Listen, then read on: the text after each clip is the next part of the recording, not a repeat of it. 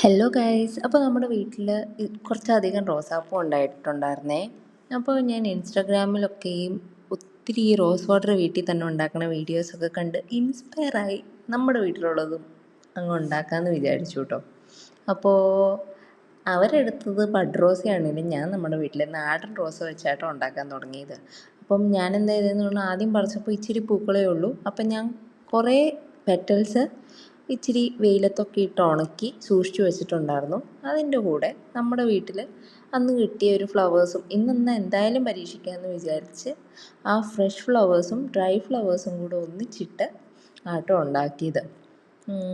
അപ്പോൾ ഞാൻ കണ്ട വീഡിയോയിൽ ബഡ് റോസ് ഒക്കെ ആയിരുന്നു കേട്ടോ, നല്ല അടിപൊളി ഐറ്റം ആയിരുന്നു. അപ്പോൾ അങ്ങനെ സ്റ്റാർട്ട് ചെയ്തു. ശരിയായില്ലെന്ന് പറഞ്ഞ് തുടങ്ങിയതാട്ടോ. അപ്പം ഇത് ഒരു പാത്രത്തിൽ നമ്മൾ വച്ച് അതിനകത്തൊരു കുഞ്ഞു പാത്രം വയ്ക്കും. അതിൻ്റെ മുകളിൽ നമുക്ക് ഈ വെള്ളം കളക്ട് ചെയ്യാനുള്ള പാത്രവും കൂടെ വയ്ക്കും കേട്ടോ. ഞാൻ പറഞ്ഞില്ലേ, ഡ്രൈഡ് ഫ്ലവേഴ്സ് ഇട്ടിട്ട് അതിൻ്റെ മുകളിൽ കൂടെ ഞാൻ ഫ്രഷ് ഫ്ലവേഴ്സും കൂടി ഇടുകയാണ് ചെയ്തത്. എന്നിട്ട് അതിനകത്ത് ആദ്യം ഞാൻ ഇത്തിരി വെള്ളമാട്ടോ ഒഴിച്ച് കൊടുത്തുള്ളൂ.